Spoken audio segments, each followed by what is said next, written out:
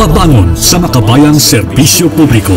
Ugnayan ang Radyo Pilipinas World Service sa iba't ibang embahada ng Pilipinas upang maghatid ng impormasyon at kaalaman sa mga kalagayan ng ating mga kapwa Pinoy na naninirahan at nagtatrabaho sa iba't ibang panig ng mundo. Babangon sa makabayang serbisyo publiko. Para sa isang makabayang serbisyo publiko para sa overseas Filipino workers. Babangon sa makabayang serbisyo publiko. Kasama si Ray Sampang dito sa Radyo Pilipinas World Service.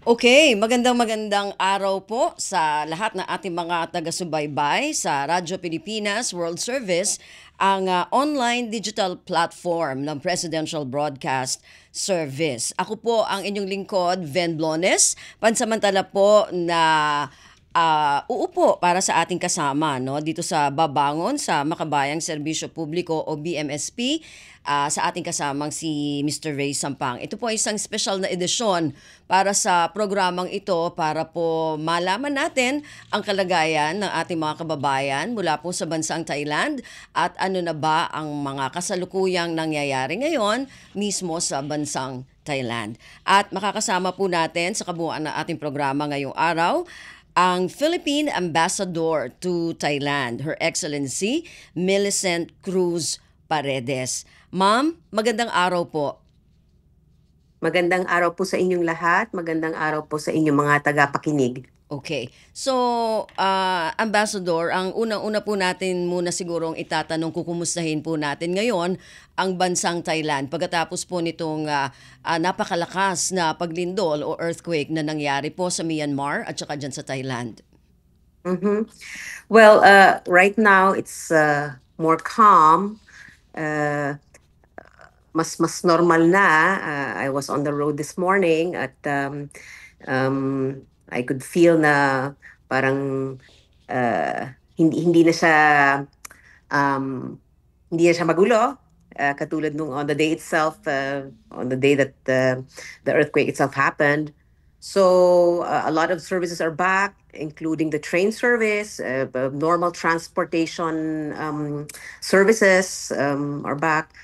And that is also contributing to the sense of normalcy that could be felt around Bangkok right now. Okay. So, at least normal na po pala, Ambassador? So, kumusta naman po yung kalagayan ng mga kababayan natin, ng mga Pilipino dyan sa Thailand, pagkatapos po nitong nangyaring paglindol? Well, natutuwa ako to report that we have not received any report of any adverse effect on the Filipino community here in Thailand. Kaming mga taga-embassy, okay naman kami. Ang ating Filipino community dito sa Thailand, wala kaming na-receive na request for any kind of assistance, except on the day itself, may na-receive kami na request from the Philippines na i-trace yung whereabouts ng kanyang anak at napagtagpo naman namin sila kasi I think the daughter was here in Bangkok for a meeting together with some friends at siguro nag-alala lang yung nanay nung kapapangyari pa lang ng earthquake, so she reached out to us for the whereabouts of the daughter, pero pagtagpo naman. So that's the only thing that I could remember na nahingan kami ng tulong. But apart from that, I am happy to report that wala sa mga kababayan natin ang really adversely affected by the earthquake. Mm-hmm. So, yung pong sinabi ninyo na ni-request sa embahada natin dyan sa Thailand, so kumusta po ba yung naging proseso nung request na yon hanggang sa magkatagpo yung magnanay? Well, syempre hiningi namin yung contact details at na-trace naman kaagad. Siguro, hindi ko alam kung bakit hindi sila nakapag-contact agad because wala namang disruption, for example, sa internet service, sa communication service. Everything was normal except I would think the transport service that had to be, ang railway system nila had to be suspended. Of course, kailangan muna ng inspeksyon kung if it's safe to return and to resume the services. So, but I don't recall na yung communication service was ever disrupted. Baka nagkaroon lang ng kaunting aberya nung mga time na yon. But apart from that, nagkaroon lang syempre ng immediately after the earthquake, there was a lot of evacuation of the buildings. Lahat ng tao nag-spill over sa mga kalye. Of course, nagkaroon ng traffic, horrendous traffic within Bangkok because again of the suspension of the transport systems, hindi makakuha ng Grab, hindi makakuha ng bus, ng taxi. So ganun yung naging problema. And even if perhaps even if there were available taxis and Grab, lahat ng tao nasa kalye. So grabe ang naging traffic in the hours immediately after the earthquake. But the following day naman, which is yesterday, parang humupa na rin. Of course, there were requests and encouragement from the Thai authorities for the people to continue being vigilant, being alert for possible aftershocks. Na wala namang kaming nararamdaman na aftershocks. Kaya hindi katulad sa Myanmar, I think there was an aftershock na medyo major. Parang at least five magnitude Major 5. aftershocks. Pero dito sa amin, ako, as far as I'm concerned, wala akong nararamdaman. But of course, I'm sure there were minor aftershocks na hindi naman namin nararamdaman sa ngayon. At pinagdadasal namin na sana wala nang maging aftershocks.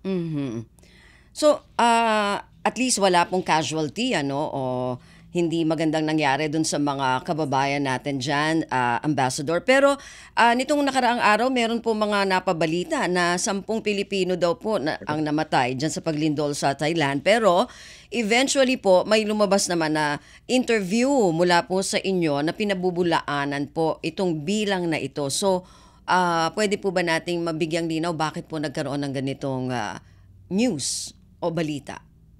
So there was an inquiry that I received on the alleged 10 Filipinos allegedly perished, who allegedly perished in the earthquake. So nagulat ako kasi in all the interviews I've given, I've been very clear about the fact na wala at all na Filipino, and not only Filipino, as a matter of fact, ang Thai authorities issued a statement na sinasabing walang foreigner ang nasaktan or nag-perish dito sa earthquake. So nagulat ako when I received the inquiry yesterday na mayroon nga daw 10 Pilipino. So sabi ko, saan ang galing yan? So immediately, we issued, the Philippine Embassy in Bangkok issued a statement that there is no truth to that. And also, that I'm also encouraging, especially Filipinos, fellow Filipinos, na sana wag na tayong mag-spread ng mga fake news na ganyan na nagdudulot lang ng pag-aalaala sa mga kamag-anak ng mga kamag-anak ng mga Pilipino dito sa Thailand na of course sumusubaybay mula sa Pilipinas ng mga balita dito. So if they learn about yung mga ganyang bali-balita, then syempre nakakapag paalaala na sa mga tao sa Pilipinas na hindi naman totoo. So, of course, we encourage the Filipinos here, both here in Thailand and also back in the Philippines, na to get information only from very reliable sources. So, pag nabalita na may mga namatay, then bago natin i-spread, ay humingi muna ng confirmation from reliable sources. So, ibig sabihin po, again, pinabubulaanan ko ulit yan. Yun. Hindi totoo yan at all. Walang nasaktan, lalo na walang namatay. Ayun, okay. So, fake news pala yon. Fake news. Yung mga lumabas na Correct. yon. Nako. Anyway, Ambassador, mga gaano karami po ba yung mga OFWs natin o yung mga Pilipino na nandyan po sa Thailand? Ang overseas Filipinos natin dito sa Thailand ay around 40,000, most of whom are English teachers. So I'm happy now. Dun sa 40,000 na yun, walang pabalita na nasangkot or who got into trouble because of the earthquake. So um, pinagdadasal namin na sana wala nang maapektuhan at all. Paano po yung Ambassador? Like halimbawa, may mga nakatakda tayo no, ng mga Pilipino na magtatrabaho sana pero nangyari itong earthquake. Kumusta po yung mga ganon? Meron po ba? Wala po kaming nabalitang ganon. But I would think, syempre, that would be for the individual employers to assess kung paano na maapektuhan if there's for example if they're in the process, for example, of hiring Filipinos from the Philippines, kung paano ito maapektuhan ng lindol. But I would think kung meron mang effect, it would be very temporary and minor. Dahil ngayon, I could already sense that Thailand is slowly but surely going back to normalcy. Of course, patuloy pa rin ang call ng Thai authorities to continue being vigilant. And of course, yung pinaka-sentro kasi ng effect of the earthquake is yung gumuho na building nila. Kung saan doon may namatay, as of the last information I got, doon may namatay na 10. At inuulit ko, hindi Pilipino, dahil wala naman Pilipino na nagtatrabaho dun sa building na kinoconstruct na yon. So I understand there are still several people missing, and patuloy pa rin ang operations to trace and to rescue or recover those who are missing. So nakiisa na kami sa Thai authorities. We already conveyed our sympathies and condolences dahil sa pangyayaring ito. But of course, kahit pa paano nagpapasalamat na rin tayo na ganyan lang ang naging effect, because compared to Myanmar, ang effect sa Thailand, even if the magnitude is very close. For example, in Myanmar, I understand it's 7.7, and in Thailand, it's 7.3. So considering na hindi naman ganun kalaki ang diferensya ng lakas ng lindol, napakalaki ng difference ng effect. Because I understand there are more people who perish, there are more damages in Myanmar compared to Thailand. So, of course, nalulungkot tayo na mayroon pa ring namatay, mayroon pa ring mga missing, but magpasalamat na rin tayo na hanggang doon lang ang effect sa Thailand if we are gonna compare it to Myanmar. So, at patuloy din tayo, of course, nakikiisa at nakikidalamhati sa bansang Myanmar, which is a fellow, just like Thailand, it's a fellow ASEAN member state. Mga kapitbahay natin yan. Tayo, we experience earthquake very frequently. We are located in the Pacific Ring of Fire, at we are visited not only by earthquakes but typhoons, volcanic eruptions, kung ano-ano pang disasters. Sanay na tayo sa disasters. At alam natin ang negative effects na dulot ng isang malaking disaster katulad ng earthquake na nangyari dito sa region, sa kanilang area. So nakikiisa tayo sa kanila, at of course our government is ready to assist in any way we can dito sa dalawang bansang ito.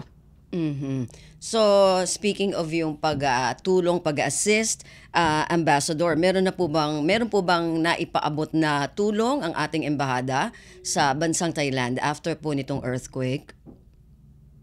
I already reached out to government authorities here at tinatanong po kung ano ba ang maitutulong ng Pilipinas because ang Pilipinas ay handang tumulong kung ano man ang maitutulong natin according to their naayon sa kanilang pangangailangan.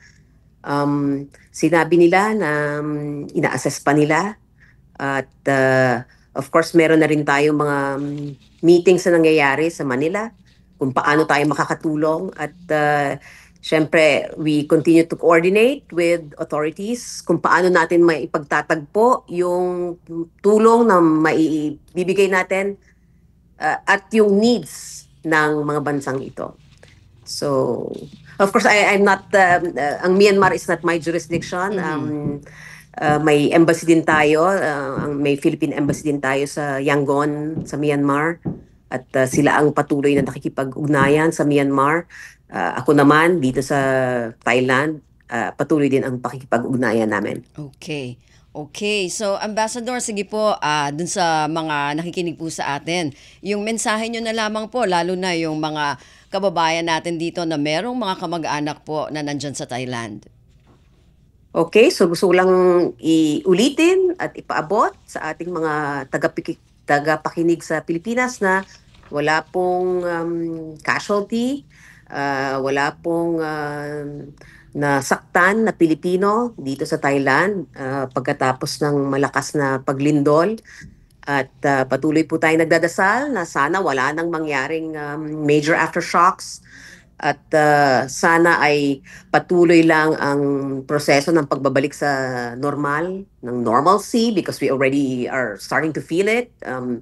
The Thai government is doing all its best to help